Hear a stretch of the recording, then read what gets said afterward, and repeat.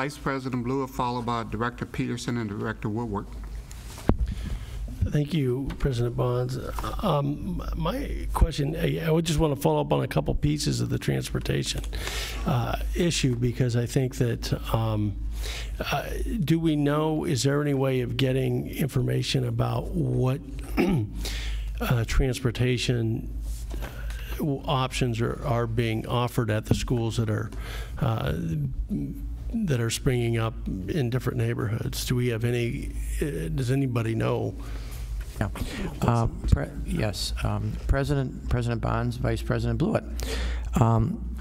We have the regions for elementary schools, and those regions are around the city, so those regions would have that busing pattern would have an impact similar on all regions. So what you have, for an example, you have neighborhoods where schools in the neighborhood have the same transportation patterns, but you have some schools in that neighborhood with the same transportation patterns that had an increase in enrollment beyond projection. You have some schools that has significant decrease in enrollment. So, I mean, so you know, do you factor in transportation there, or do you not factor in transportation?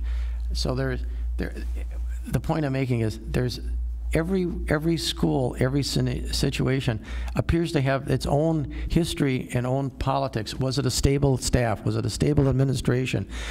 You know, what's the culture of the school? Is it parent friendly? Are there other schools cropping up right around the schools? You know, all of these other factors that factor into some of this. I can tell you, I was at Story.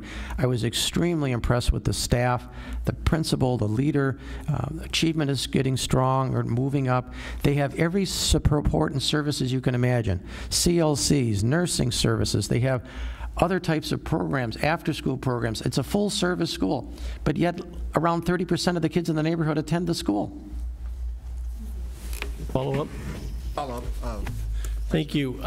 Yeah, I understand that, and I guess the question I'm asking is, do we have any idea? I mean, I think that we do need a very strategic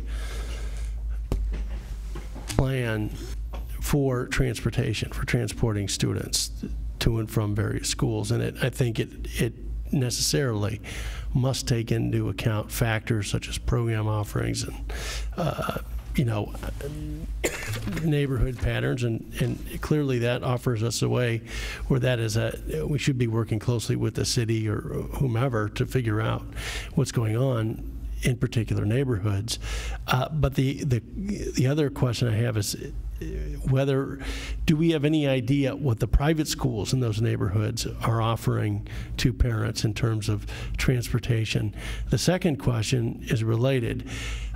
Private school parents who put their kids in private school are entitled to get a certain amount of money for transportation from the district. And the question that I have is whether in some of those neighborhoods where students are leaving MPS and choosing a private school, have we seen a corresponding increase in those transportation grants to those parents? Yes, Nate. President Bonds, Director Blewett, just to be clear, I think you're looking for competitor schools, transportation patterns. We have some data, as you point out, in the parent contracts, and we can certainly mine that data and see if we can find out anything else from it. We can also see if the Department of Public Instruction can give us any reasonable information. Might be a little bit of a patchwork quilt, but we can certainly look into it and see what information that could provide us and guidance in our decision making. We'll work on that. Vice President Blewett. And just to follow up, the other concern I have, though, is that a school will open up and it will make a lot of promises to parents and who live in the neighborhood about the programs, about the services, about all kinds of different things. And my concern is that a school that offers all these different programs may be overextending itself and may not be viable to follow through on the promises that it makes. And concern I have is that a student drops out of a school a public school where we know what they're getting, and then loses a certain amount of academic time because they're not receiving appropriate services. And so if a school closes, then those students come back in Milwaukee Public Schools. We're forced to spend special education dollars and other dollars to try to bring those kids back up to where they should be because they've lost progress, to get them back to grade level. And I'm just wondering, how can we find out, get an accurate picture of what's happening in the various neighborhoods around the city?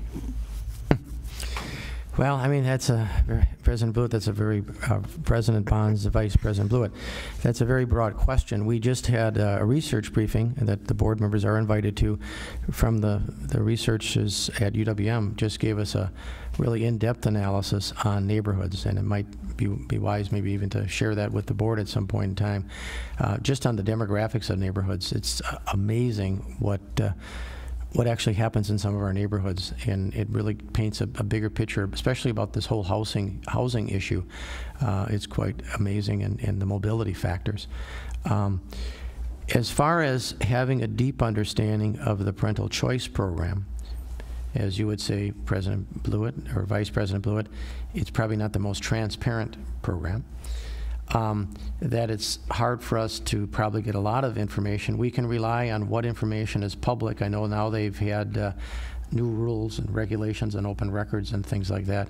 So maybe because of that, we might be able to request open records request or something that would allow us to get more information, to get kind of smarter on that type of information, particularly about transportation, and also about school closures, and then where those children end up and what impact that has. I mean, some of that's actually would be a research question dealing with longitudinal studies on where the kids are when they're in one program and come into another. What we do know is, in talking to principals on anecdotal comments, that kids are migrating back and forth between the systems.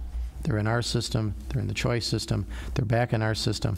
And so the difference of mobility within our district is pretty similar within the two districts. Or, I mean, actually, it's like another district because of the amount of kids. Ms. Nate?